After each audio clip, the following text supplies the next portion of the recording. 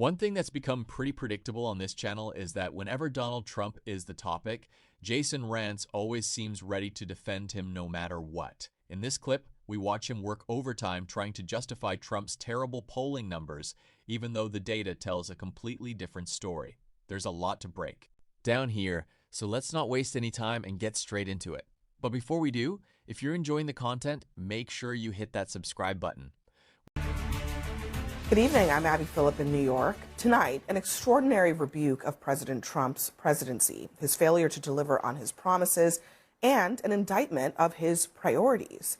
A new CNN poll finds that just 34% of Americans approve of Trump's job as president, with nearly two-thirds of them disapproving. It's tied for the worst in Trump's career as president, matching his career low, which followed the January 6th insurrection. Half of Americans now strongly disapprove of Trump, a high across his two terms, with a record low of 15% strongly approving.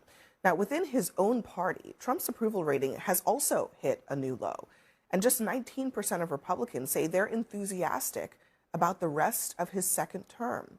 A record high, 73% of Americans say that Trump hasn't paid enough attention to the country's most important problems, with just 27% saying that he's had the right priorities so far.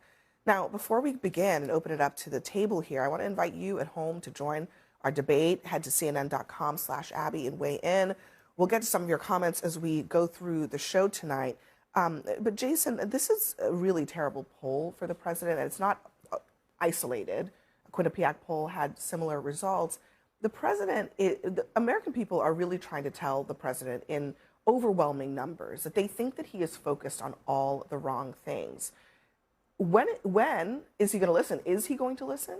I mean, you mentioned the Quinnipiac poll. It's also not great for Democrats. I think the polling overall has been saying pretty much the same thing across the board, not just for the president, that people are generally unhappy. I mean, the Democratic Party is polling at 17% amongst independents with that Quinnipiac, and amongst men, it's at 20%. So I do think that people are complaining. Democrats have a 48 to 41% advantage on control over the House. But we're going into the House where we expect that the Democrats are going to win. I'm just saying, in that poll, even in spite of what you're saying, because I get it, right? Like, actually, Democrats are not happy with Democrats, which is probably driving this. The generic ballot favors Democrats right now. But on the president, the simple question, are you paying attention to the things we elected you to pay attention to? When do we get 75% of Americans practically saying anything in this country? They're saying he is not focused on the right things. How is that not a problem? No, I don't think it's not a problem. It obviously is a problem politically. I think what the president would tell you is that he's focusing on what he believes is best for this country in the long term, despite the fact that it's hurting him right now in the polls. Iran is a perfect example of that. I think everyone in this administration understands the importance of making sure that they don't have access to nuclear weapons and that we are able to completely eradicate the threat that they pose in that region. At the same time, he understands that it's hurting him and the party in the polls. There's no doubt about that. The one bright side, if you want to think of it in that way, is that when that does get figured out, one of the leading reasons behind the polling is where it is the economy and gas prices, and that will return back to normal within a reasonable amount of time. So it's not like something that's going to stay there forever because of a policy that he has gone down. The president, his party, and his policies on every single major issue they campaigned on are on political life support. Voters will have an opportunity to pull the plug in November. Well, Democrats are polling exactly the same way. In that polling, the best way you measure the economy is feelonomics. Economics you can feel.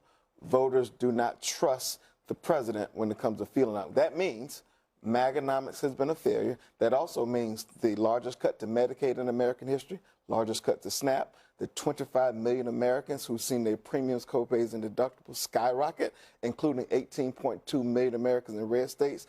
They're showing their passivity in this polling. Donald Trump and the Republicans have given the middle finger to middle-class Americans and middle America, and they are going to respond as they have been consistently ignoring the polling in every that shows single exactly election. the same thing when it comes to these issues with Democrats, by and large, across the board. That has been the case. That may be true about our brand, but November is going to be a binary choice. us versus them. And remember, in elections, I learned this as a Democrat in the last election, it's easier to vote against something than it is to vote for something. Historically, people are going to based vote on history, against. Democrats are going to win. I also want to point I out agree. that, Jason, you suggested that all the I Not don't want to all. say all. Most of the president's problems stem from his decision to go into the Iran war, which you support, and the subsequent high gas prices and inflation that followed. But let's look a little deeper at the poll, because it goes even beyond that. On trade, he is underwater 21%. Immigration, underwater 17%. Foreign policy, generally, underwater 28%. So it's not just, I mean, they are unhappy about the Iran war, for sure, Lydia, but it's not just that. It's really, literally every agenda item, including immigration, which is supposed to be a strong suit of his. 61% of Americans disapprove. Yeah, well, I mean, this is certainly a warning letter to Trump, and I think in the last few weeks we've seen he focused on election integrity, which is polling a little bit better for him. I think he's trying to sort of reposition himself on some of these issues, certainly pushing the Trump accounts, the messaging around that. That's been a huge focus for the White House. But look, I'm not going to be Pollyannish here and say everything's fabulous. I think obviously the midterms is going to be a moment where people have to make a decision. I also am aligned with Jason that I don't think this is some sort of love letter to Democrats. But it is striking to me that one criticism of President Trump has been that he's all about whatever is best for him politically. And I guess for better or for worse, Iran was something that he knew was not going to be popular. A lot of Republicans are sort of regretting that decision that he made, but he's obviously doing that because he sees it as the right thing for him to do. But he got into that war telling us it would be 4 or 5 weeks. We're now months into this war with 18 dead American soldiers. He has no polling plan. reflects that, yeah. This isn't about polling. This is about what's really happening. He has no plan to get out. Obviously, no one wants Iran to have a nuclear weapon, but we were told as Americans twice that we had obliterated their arsenal for a nuclear weapon. Then we were told we obliterated their military to only a few weeks later have soldiers killed by missiles they fired. Americans are, it's not about a poll, it's about the fact that we're in a war led by a man who promised no forever wars, and he has no plan. So, Dave, to add to the mountain of problems, right? The president has also been very involved in a lot of personal vendettas. Mm-hmm. He's enriched himself greatly in the last 18 months. And 64% of Americans say that when it comes to pursuing his personal business interests while serving as president, Donald Trump has gone too far.